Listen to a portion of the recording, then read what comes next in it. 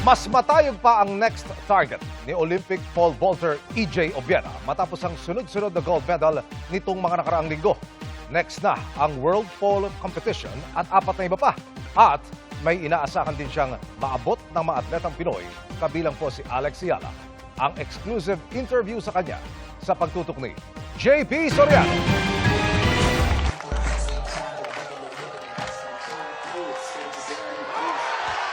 Sunod-sunod ang magandang performance ng Olympian at Asian Games defending champion Filipino pole vaulter na si EJ Obiera sa Europe nitong mga nakaraang linggo.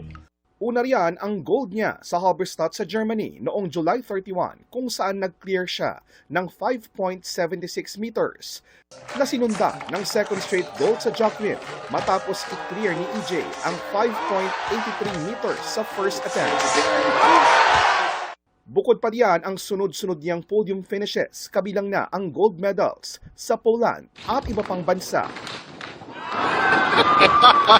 Sa panayam ng GMA News sa itinuturing na pole vault king ng Asia, ibinahagi ni EJ ang dahilan ng muling pagganda ng kanyang performance. No pain, no adjustments in training. I'm slowly getting back into it, like getting the rhythm of my jumps. I hope that it's gonna keep going. Tila comeback nga para kay EJ, lalo't aminado siya noon na naging masakit ang 2024 Paris Olympics kung saan muntik na niyang makuha ang bronze medal.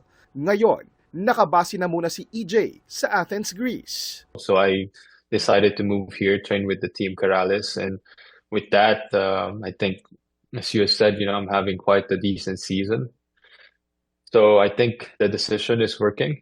Sa August 17, muling sasabak sa isang world pole vaulting competition sa Poland si EJ na masusundan ng hindi bababa sa 4 pang world tournament hanggang sa unang linggo ng Setyembre. So there's still a lot of things that, I need to test, I need to go for. I want to achieve greater heights. Ngayon, ilang pole vaulter mula sa Qatar at China na nananalo rin sa mga international tournament ang inaasahang makakatapat ni EJ sa 20th Asian Games na gaganapin sa Aichi Prefecture at Nagoya sa Japan sa September 19.